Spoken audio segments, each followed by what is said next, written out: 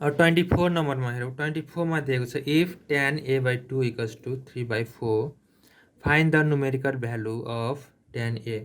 यदि tan a/2 equals to 3/4 भए tan a को सङ्ख्यात्मक मान निकाल्नुहोस् भनेपछि हामीलाई के दिएको छ tan a/2 इक्वल्स टु 3/2 4 दिएको छ 3/4 र tan a equals to what भनेको छ।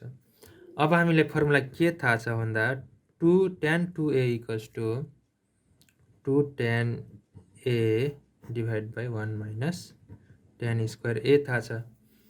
यसमा हेरौँ, यसमा चाहिँ 2 हुँदाखेरि यहाँ एङ्गल चाहिँ a हुन्छ हो। त्यसै गरी अब हामी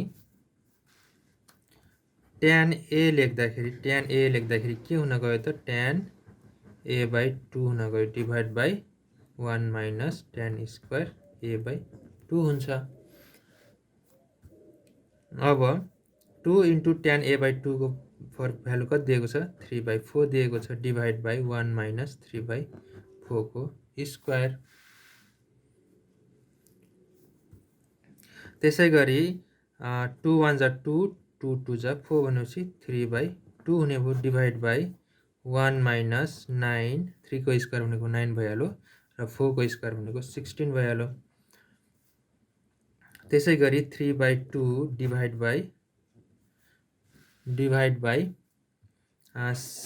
16 माइनस 9 डिभाइड बाई 16 एलसिएम 16 लिदिए अनि 16 माइनस 9 गर्दा 7 हुन्छ। 16 माइनस 9 गर्दा 7 भनेपछि 3/2 डिभाइड बाई 7/16।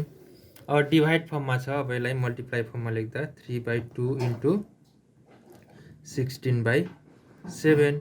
त्यसै गरी 2 1 जा 2 2 8 जा 16 भनेपछि 8 3 जा 24 divide by 7।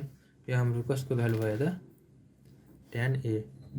tan a equals to 24 divide by 7। यो हाम्रो के भयो त आन्सर।